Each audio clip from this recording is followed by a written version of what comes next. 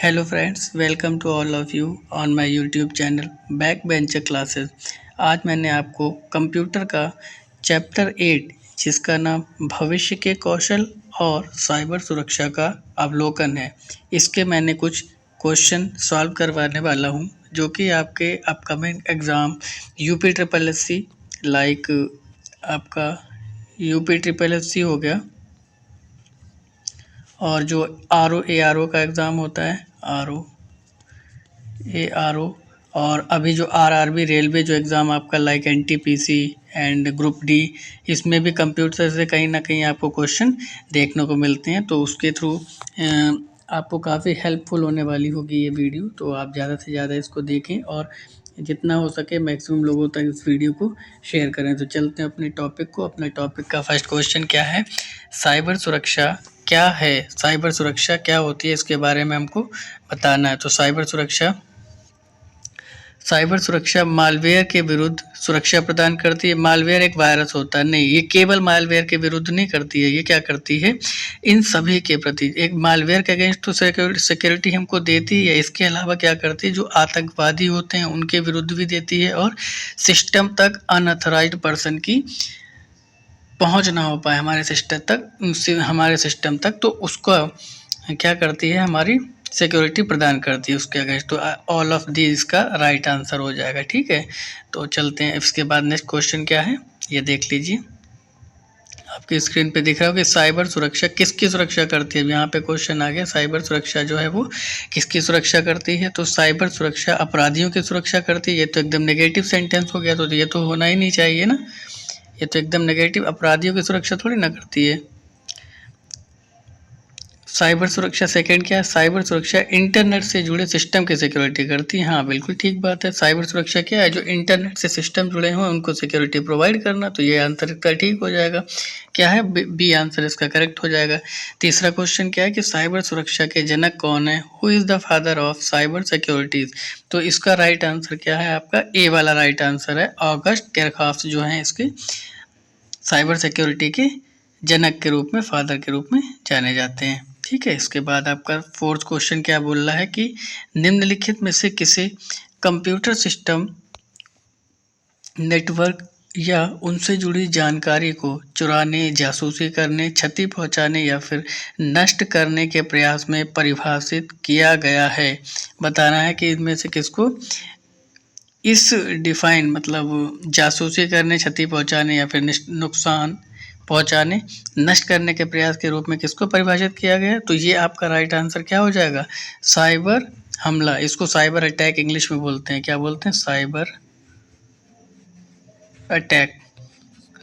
Cyber attack क्या होता है? ये इस तरह के सारी हमको ड्रॉबैक देखने को मिलते हैं साइबर अटैक में। चुराना, जासूसी करना या फिर क्षति पहुंचाना और किसी को नुकसान पहुंचाना। ठीक है, तो इसका ये आंसर क्या हो जाएगा? करेक्ट हो जाएगा। फिर आते हैं अपने नेक्स्ट क्वेश्चन पे। ये रहा आपका नेक्स्ट और फिफ्थ क्वेश्चन। अब यहाँ पे इसके बारे में फोर्थ क्वेश्चन का कुछ डिस्क्रिप्शन दे रखा है, आप चाहो तो इसको रीड कर सकते हो, जैसे कि मैंने बता दे रहा हूँ रीड करके।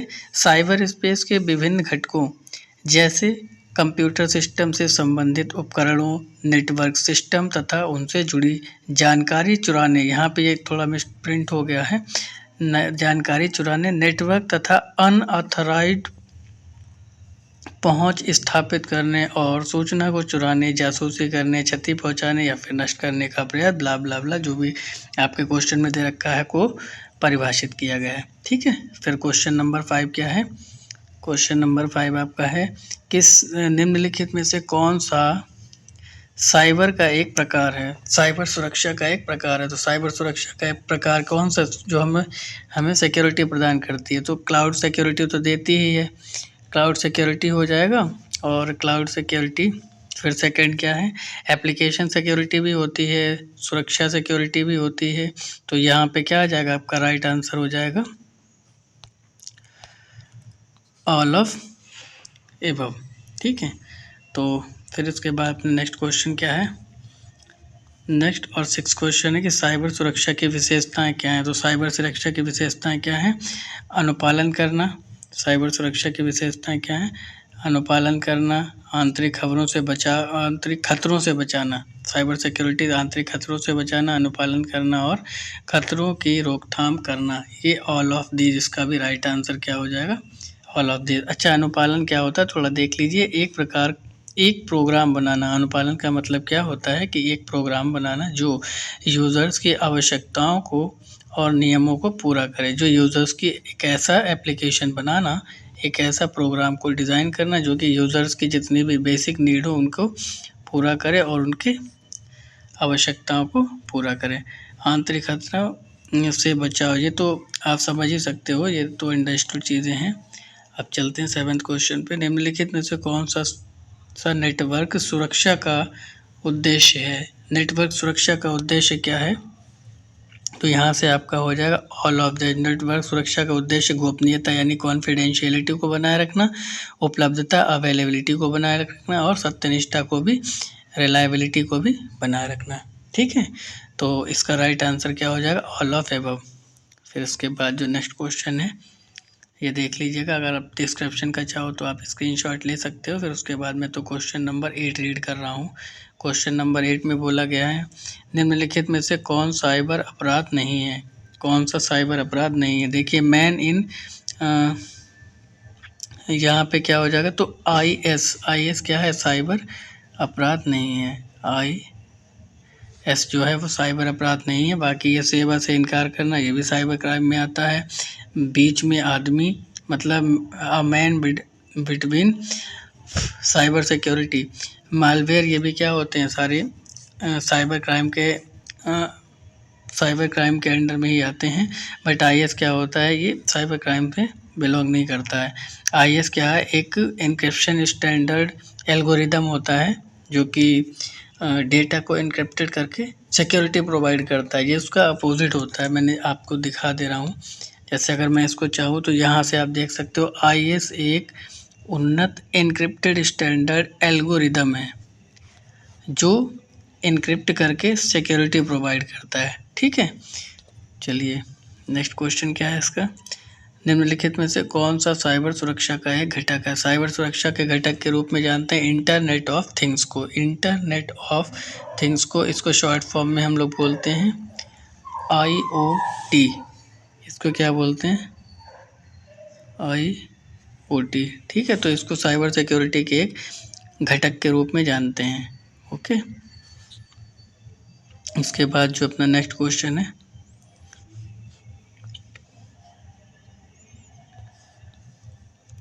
निम्नलिखित में से कौन सा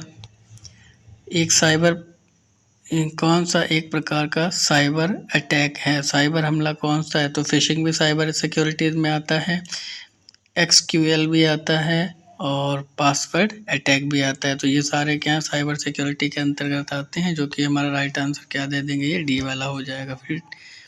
इसलिए 10th क्वेश्चन दिया है कि निम्नलिखित में से कौन सा साइबर सिक्योरिटी का एक लाभ नहीं है? Which one of the following is not the profit of cyber security? तो सिस्टम को धीमा करना, ये तो लाभ नहीं हो सकता, ये तो हानि में आ रहा है अगर सिस्टम को धीमा कर दे रहा है। कंप्यूटर के फ्रीजिंग और क्रैश को कम कर देना, कंप्यूटर के, हाँ ये हो सकता है। कंप्यूटर के फ्रीजिंग का मतलब क्या होता है कि कभी कभी हम लोग का फ़ोन हैंग कर जाता है, उस तरीके से कंप्यूटर अगर धीरे वर्क कर रहा है तो उसके क्रैश को कम कर देना, तो ये तो हो सकता है। इसको होल्ड पे रखते हैं और देखते हैं आंसर अपना क्या है। एक सेकेंड देख लेते हैं। अपना क्वेश्चन का आंसर है A। यहाँ पे इन्होंने आंसर क्या दे रखा है? कौन सा लाभ नहीं है? ओह सॉरी, मैंने बाय मिस्टेक ये थोड़ा गलत क्वेश्चन रीड कर दिया है। इसमें क्या बोला गया है कि कौन सा प्रॉफिट नहीं है, यानी ये तो लॉस के बारे में ही बता रहा है, तो A वाला ही आंसर होगा। देख लीजिए, थोड़ा मेरे से रीड करने में मुझसे थोड़ा मिस्टेक हो गई है। यहाँ पे कह रहा है कि निम्नलिखित में से कौन सा साइबर सिक्योरिटी का लाभ नहीं है? तो ये तो इसका हानि है ना, कि साइबर सिस्टम को अगर हमारे सिस्टम को धीमा कर दे रहा है तो वो हमारी हानि हो गई, और हानि का ही बारे में पूछ रहा है, लाभ नहीं है यानी हानि हो रही है। तो यही आपका राइट आंसर हो जाएगा इसमें। ठीक है, A वाला। फिर चलते हैं अपने नेक्स्ट क्वेश्चन पे। ये देख लीजिएगा, आप इसको चाहो तो डिस्क्रिप्शन में देख सकते हैं। साइबर सिक्योरिटी में कंप्यूटर की फ्रीजिंग और क्रैश को कम करना, उपयोगकर्ता यानी यूजर्स को गोपनीयता प्रदान करना और सिस्टम को वायरस आदि से सिक्योरिटी प्रदान करना उनके लाभों में आता है। जबकि सिस्टम का धीमा हो जाना, ये देखिए उसकी हानियों के बारे में बताता है। ये देख लीजिए लिखा हुआ है, ठीक है। ये लिखा है वायरस आदि से सुरक्षा प्रदान करना लाभों में शामिल है, जबकि इसके हानियों में सिस्टम का धीमा हो जाना शामिल है। 12th क्वेश्चन दे रखा है, साइबर स्पेस डैश द्वारा गढ़ा गया है। तो साइबर स्पेस जो वर्ड है वो किसके द्वारा दिया गया, तो विलियम गिब्सन के द्वारा दिया गया। Cyber space word is given by William Gibson. Cyber space word given by William Gibson, ठीक है। तो इन्होंने ये टर्म इन्होंने कब दिया था, 1984 में दिया था। ये टर्म विलियम गिब्सन ने कब दिया था, तो ये दिया था आपका 1984 में, ठीक है। ऐसे ही पूछ लेगा एज इट इज़ क्वेश्चन, तो थोड़ा ध्यान से आप मैनेज करते हुए चलिएगा। नेक्स्ट क्वेश्चन दे रहा है कि साइबर प्रौद्योगिकी के क्षेत्र में हैकिंग एक व्यावहारिक अपराध और चिंता का विषय बन गया। किस ईयर में हैकिंग और जो था वो एक चिंता का विषय बन गया था, तो 1970 में, क्योंकि 1969 में तो इंटेल प्रोसेसर को डिज़ाइन किया गया था। फिर उसके बाद में जैसे जैसे उसने ग्रोथ की तो 19 के बाद 70 आया और वो हमारी चिंता का विषय बन गया। उसमें धीरे धीरे हैकिंग करना लोगों ने स्टार्ट कर दी, ठीक है। तो ये दे भी रखा है आपका 1970 में हैकिंग के मामले में हैकर और चोरों ने पता लगाया कि वेयर्ड प्रौद्योगिकियाँ काम करती हैं, कैसे काम करती हैं और अतिरिक्त लाभ हासिल करने या प्रौद्योगिकी का दुरुपयोग करने के लिए उनका दुरुपयोग कैसे किया जा सकता है, ठीक है। तो नेक्स्ट क्वेश्चन है, सरकारों ने देश या फिर राज्य के लिए साइबर सिक्योरिटी प्रदान करने के लिए कुछ उच्च कौशल हैकरों के काम पर रखा है। हैकरों को काम पर रखा है। इस प्रकार के हैकर्स को हम लोग किस नाम से जानते हैं, सरकार जो है जानती है कि कुछ हैकर्स ऐसे होते हैं जिनके पास बहुत ज़्यादा IQ लेवल होता है, वो लोग किसी भी चीज़ को हैक कर सकते हैं। तो सरकार ऐसे लोगों को एडॉप्ट कर लेती है। उन लोगों को हम लोग किस नाम से जानते हैं, राष्ट्र प्रायोजित हैकर। राष्ट्र या फिर राज्य प्रायोजित हैकर बोलते हैं, स्पॉन्सर बोलते हैं, नेशन स्पॉन्सर हैकर्स बोले जाते हैं वो लोग, ठीक है। ये देखिए आपको दे रखा है, राष्ट्र या फिर राज्य प्रायोजित हैकर्स वे हैकर्स होते हैं जो साइबर आतंकवादियों और अन्य समूहों या व्यक्तियों से बचाने के साथ साथ साइबर सिक्योरिटी और उनकी योजनाओं, संचार और गतिविधियों को उजागर करने के लिए देश या फिर राज्य की रक्षा करते हैं और उन्हें खतरे से बचाते हैं, ठीक। फिर इसके बाद नेक्स्ट क्वेश्चन आ रहा है, निम्नलिखित में से कौन सा अधिनियम साइबर सिक्योरिटी का उल्लंघन करता है, तो बता दीजिए। ऑप्शन देख पा रहे हैं क्या, तो इसका आंसर क्या हो जाएगा, हमले से बचाता है, अटैक करने से बचाता है ना। कौन सा अधिनियम साइबर सिक्योरिटी का उल्लंघन करता है, तो साइबर सिक्योरिटी का अटैक उल्लंघन करता है। हमला एक संभावित खतरा है जो कि साइबर सुरक्षा का उल्लंघन करता है, उल्लंघन का कारण बन सकता है और सिस्टम या फिर नेटवर्क को नुकसान पहुंचा सकता है। तो नुकसान तो पहुंचाते ही है, ठीक है। फिर इसके बाद नेक्स्ट क्वेश्चन आ रहा है, निम्नलिखित में से कौन सी कार्रवाई साइबर सुरक्षा में समझौता करती है, बताइए। साइबर सुरक्षा में समझौता कौन सी करती है, तो वो आपकी थ्रेट यानी धमकी करती है। साइबर सिक्योरिटी में रक्षा कौन सी करती है, थ्रेट, जिसे हम लोग धमकी कहते हैं हिंदी में। खतरे को एक संभावित खतरे के रूप में परिभाषित किया गया है जिसके परिणाम स्वरूप, तो क्या करता है, खतरे को संभावित खतरे के रूप में परिभाषित किया गया है जिसके परिणाम स्वरूप सुरक्षा का उल्लंघन हो सकता है और सिस्टम या नेटवर्क हो सकता है, ठीक है। तो इसके बाद जो नेक्स्ट क्वेश्चन है, निम्नलिखित में से कौन सा हैकिंग दृष्टिकोण जहां साइबर अपराधी धोखा देने के अतिरिक्त ट्रैफिक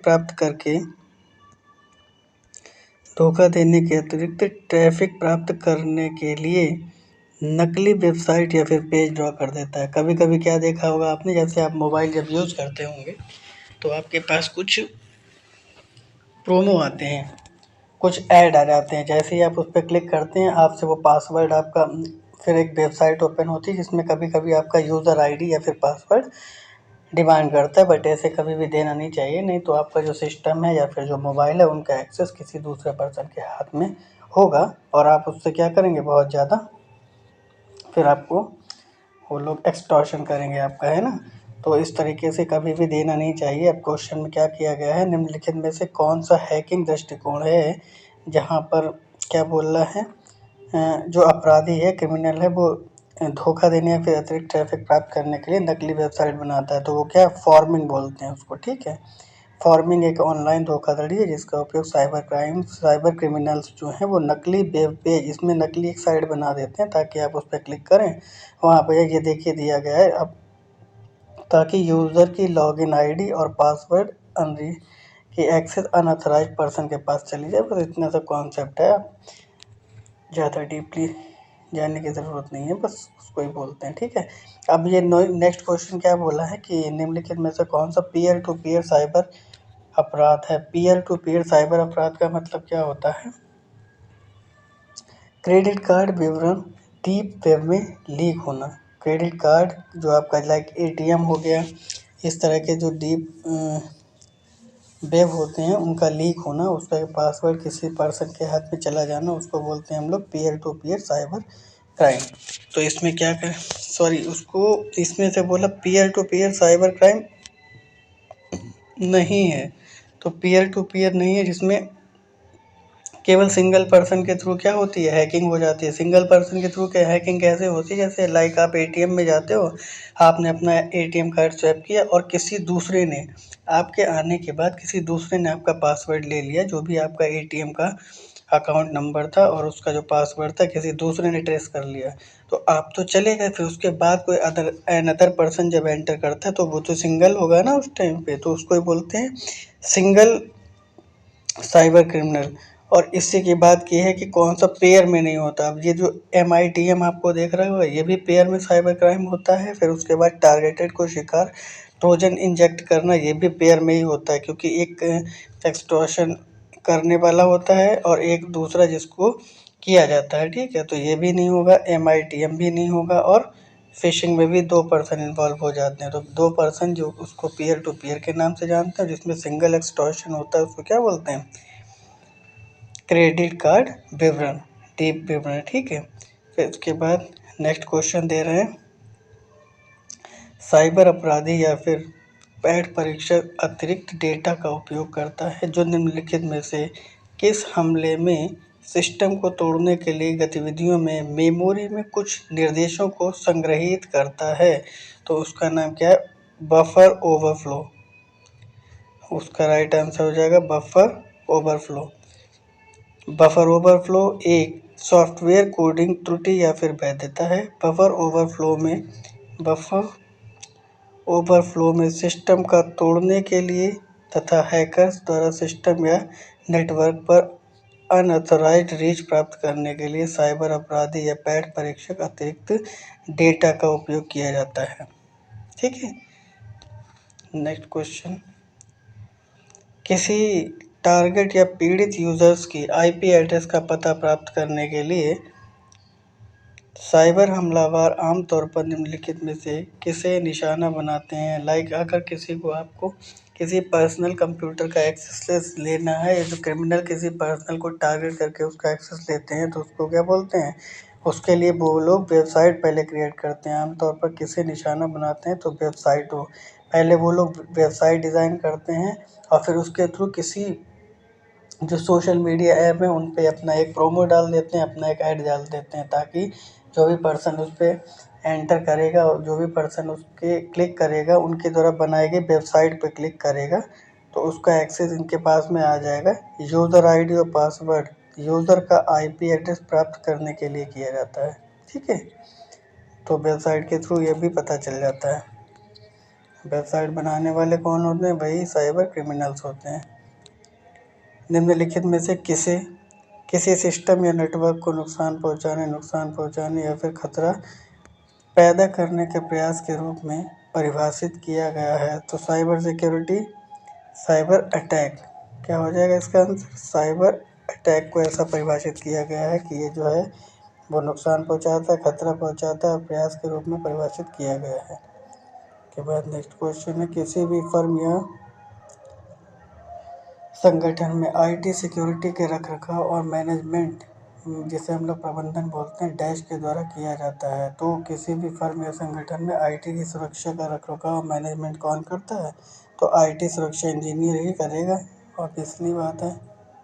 तो ये वाला आपका डी राइट आंसर हो जाएगा। निम्नलिखित में से किसी फर्म या संगठन के आईटी सिक्योरिटी रखरखाव या मैनेजमेंट आईटी सुरक्षा इंजीनियरों द्वारा किया जाता है, उसका मैनेजमेंट कौन करेगा? आईटी सुरक्षा इंजीनियर करेंगे। ठीक है, ये रहा आपका राइट आंसर। उसके बाद आप आ जाइए, हैकर शब्द की उत्पत्ति कहाँ से हुई है? तो ये हैकर शब्द जो है वो कहाँ से है? एमआईटी से आया है। हैकर शब्द जो है वो एमआईटी से आया है और एमआईटी इसका राइट आंसर हो जाएगा। हैकर शब्द की उत्पत्ति एमआईटी से हुई है। मशीन के साथ इंटरेक्ट करने के लिए हैकर शब्द का पहली बार प्रयोग कहाँ किया गया था? तो मैसाचुसेट्स टेक्नोलॉजी में किया गया था। किसका उपयोग किया गया था? मैसाचुसेट्स इंस्टीट्यूट में यूज़ किया गया था हैकर वर्ड का।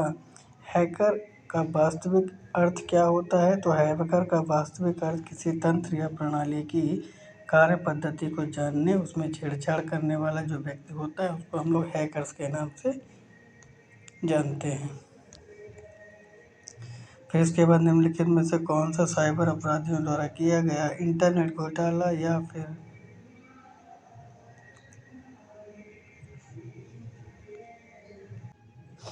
क्वेश्चन क्या है कि निम्नलिखित में से साइबर अपराधियों द्वारा किया गया इंटरनेट घोटाला जहां यूजर्स को कॉन्फिडेंशियल जानकारी प्रदान करने के लिए डिजिटल रूप से आश्वस्त किया जाता है। डिजिटल रूप से आश्वस्त किया जाता है मतलब डिजिटली उनके पेरेंट्स को समझाया जाता है कि ऐसा नहीं होगा। उसको किस नाम से जानते हैं? तो फिशिंग हमले के नाम से जानते हैं। फिशिंग हमला क्या होता है भाई?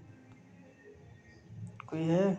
फिशिंग हमला बोलते हैं, किसे बोलते हैं? जिसमें साइबर अपराधियों द्वारा किया गया एक इंटरनेट घोटाला होता है और यूजर्स को गोपनीय जानकारी प्रदान करने के लिए डिजिटल रूप से आश्वस्त किया जाता है। फिशिंग में किया जाता है, डिजिटल रूप से आश्वस्त किया जाता है। उसके बाद आपका जो नेक्स्ट क्वेश्चन है वो लास्ट और 25 क्वेश्चन है। इसके बाद भी अभी मैं क्लास लूँगा बट थोड़ी टाइम लगेगा, मुझे थोड़ा अर्जेंटली बिजी होने की वजह से मैं अभी क्लास को अटेंड नहीं कर पाऊँगा। तो लास्ट क्वेश्चन क्या बोल रहा है? निम्नलिखित में से कौन सा साइबर सिक्योरिटीज़ द्वारा डेटा उल्लंघन को अपनाया जाने वाला कदम नहीं है? बताइए कि साइबर सिक्योरिटी को वो लोग अपनाने वाला एक कदम के रूप में नहीं जानते हैं। तो कौन सा है? बग्स को ठीक करना। इसका राइट आंसर क्या हो जाएगा? बग्स को ठीक करना, क्योंकि ये जो है उठाया जाने वाला एक कदम है। किसी भी साइबर अपराधी द्वारा डेटा उल्लंघन किया है तो वो बग्स को भी हटाएगा, तो बग्स को हटाएगा ही तो प्रॉफिट हो गया। बग्स को ठीक करना तो प्रॉफिट नहीं हुआ। ठीक है, तो इसका राइट आंसर आपका हो जाएगा डी वाला। तो आज का टॉपिक बस यहीं तक। अब इसके बाद जो है अपना नेक्स्ट टॉपिक होगा, देखते हैं टाइम के अकॉर्डिंग उसको भी।